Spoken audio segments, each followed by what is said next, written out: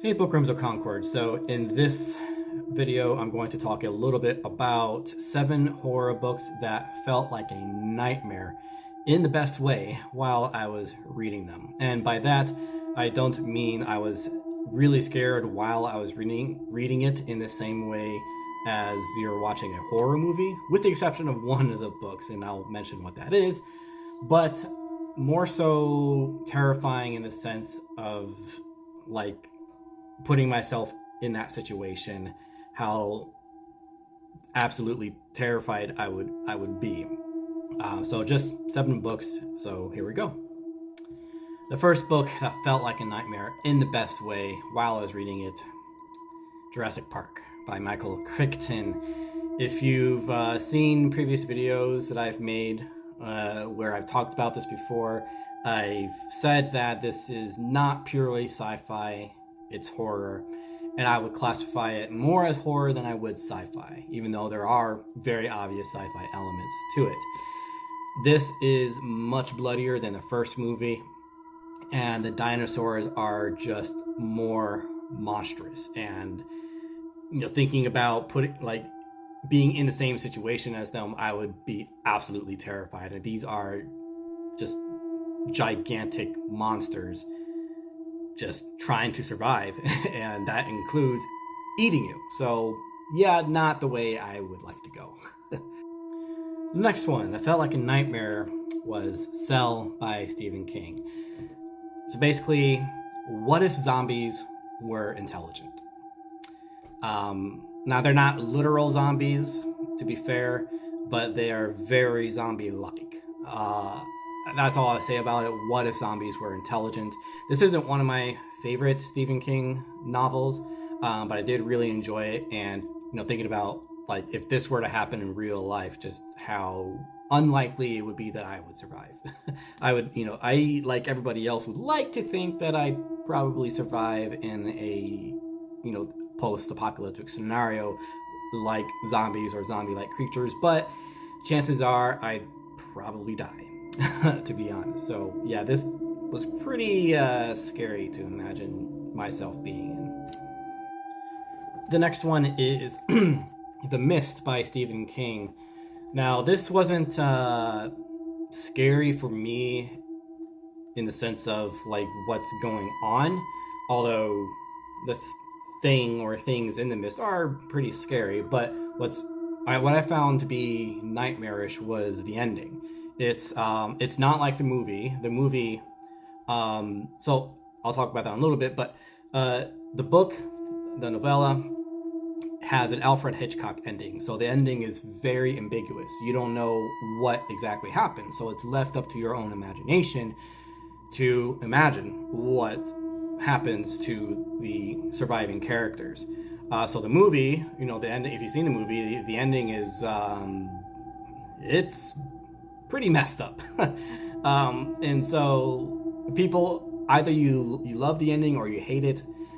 I really liked it because the whole point of an Alfred Hitchcock ending is to make up your own ending, and that's exactly what the director did. That he made up his own ending for The Mist, and it's just messed up in the best way possible.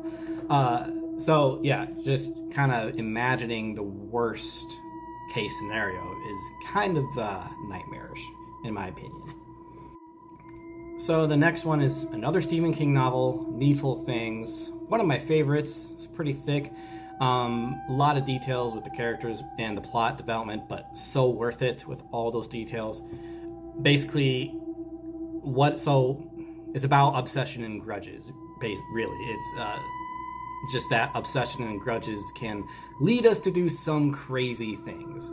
So it's just, a small town of people doing insane things because of their obsessions and grudges. So that's kind of the scary thing, is if somebody, it's just this seemingly innocuous situations that just lead to crazy events. So it's pretty nightmarish to think about, all right, what might somebody do to me if they have a grudge, or and just a caution of being obsessed with something so much that it drives you to do insane things that you normally wouldn't do. And even from the outside perspective of somebody's obsession somehow in some weird way leading to your own demise. That just these really small situations that build up and up and up until it just, everything just blows up into chaos. So yeah, it's pretty terrifying to think of that, of just seemingly innocuous situations happening one after another until something absolutely horrible happens. Next one I felt like a nightmare is Salem's Lot by Stephen King. I haven't seen the movie, so I read this and didn't expect it to be what it's about. Basically, what if Dracula lived in 20th century Maine? That's basically what this book is. So it was more terrifying than Bram Stoker's Dracula, the novel, not the movie. The movie's terrible. It sucks. But so I found this more terrifying than Dracula because, again, it's set in modern times. Just what if? And basically, it's all up to luck and perseverance to survive.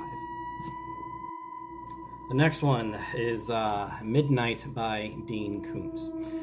So basically in this one, a mad scientist wants to create the perfect race and things go horribly wrong. And what I found nightmarish and just horrifying about this one was the creatures involved. It's pretty gory. It's not super detailed as an extreme horror novel would be, but again, imagining myself in that situation is just like, I don't think I would survive. And it just seems like a nightmare reading it. These crazy creatures running around tearing people apart. So yeah, this was one of my favorite Koontz novels. Lastly, and I saved the best for last, is Womb by Duncan Ralston. If you watched my review on this, I'll say it again, this is not a novel for people with a weak constitution. As you can see, it is labeled as an extreme horror novel, or otherwise known as splatterpunk. Splatterpunk. This is absolutely disgusting. This is the only, of all the horror books I've read, this is my only extreme horror I've read so far, but also the only horror where I was absolutely horrified while reading it. I didn't have to, this wasn't one where I had to imagine myself in the situation. It was just absolutely horrible while reading it. If you read it, you know exactly what I'm talking about, especially when I say that this takes the phrase born again to a whole new disturbing level. So those are the horror books, of all the horror books I've read, that felt like a nightmare in the best way while reading it. I maybe could have included more on the list, but of all the horror novels I've read compared to others, I haven't read a whole lot.